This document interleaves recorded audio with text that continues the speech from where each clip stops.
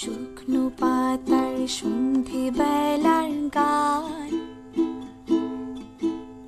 কোন হরিণের দুষ্টু ছায়ায় খেলনা দোকান ডাকছে রে আয়, ভুল করেছি আর যাব না মিথ্যে মায়ায়, চমকাবো না।